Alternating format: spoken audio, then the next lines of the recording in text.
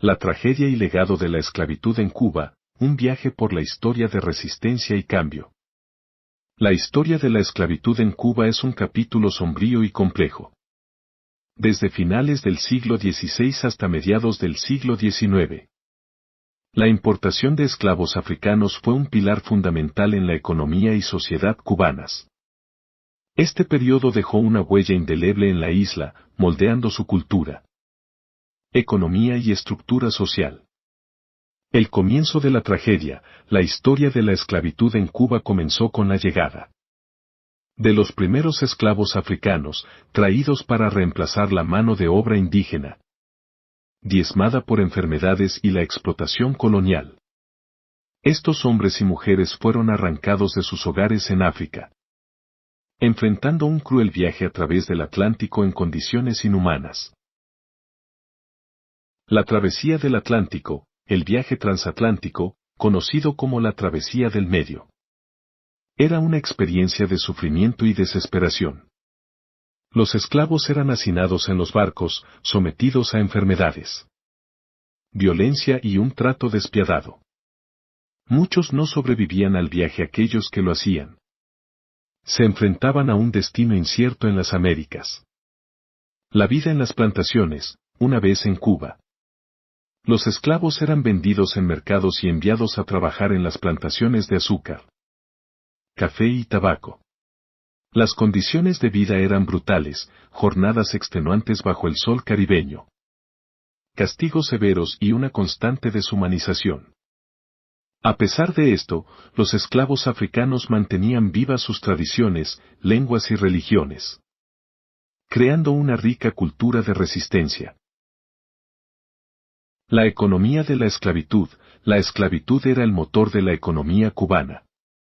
Las plantaciones, altamente rentables, dependían del trabajo forzado de los esclavos. Este sistema no solo enriqueció a los dueños de plantaciones y comerciantes, sino que también fue crucial para el desarrollo económico de la isla. La sociedad de castas y la discriminación, la esclavitud en Cuba dio lugar a una sociedad de castas, donde el color de la piel determinaba el estatus social. Los esclavos y sus descendientes, incluso después de liberados, enfrentaban discriminación y limitaciones en sus derechos y oportunidades. La cultura afrocubana, a pesar de la opresión. Los esclavos africanos y sus descendientes jugaron un papel crucial en la formación de la cultura cubana. La música, la danza, la religión y la gastronomía cubanas están profundamente influenciadas por las tradiciones africanas, creando un legado cultural único y vibrante. La resistencia y los cimarrones, la resistencia a la esclavitud fue una constante. Los esclavos escapaban frecuentemente de las plantaciones, formando comunidades libres conocidas como palenques. Estos cimarrones, como se les llamaba, se convirtieron en símbolos de la lucha por la libertad y la resistencia contra la opresión. El camino hacia la abolición, el movimiento abolicionista en Cuba ganó fuerza. En el siglo XIX, influenciado por las ideas de libertad e igualdad de la Ilustración y las revoluciones en América y Europa. La esclavitud fue finalmente abolida en 1886. Pero su legado continuó influyendo en la sociedad cubana. El impacto duradero, la esclavitud dejó una marca profunda en Cuba. Las desigualdades sociales y raciales. El legado cultural y las tensiones económicas y políticas que surgieron durante este periodo continuaron moldeando la historia y la sociedad cubanas. Mucho después de la abolición de la esclavitud. La historia de la esclavitud en Cuba es una de sufrimiento y resistencia, de opresión y de la lucha por la libertad.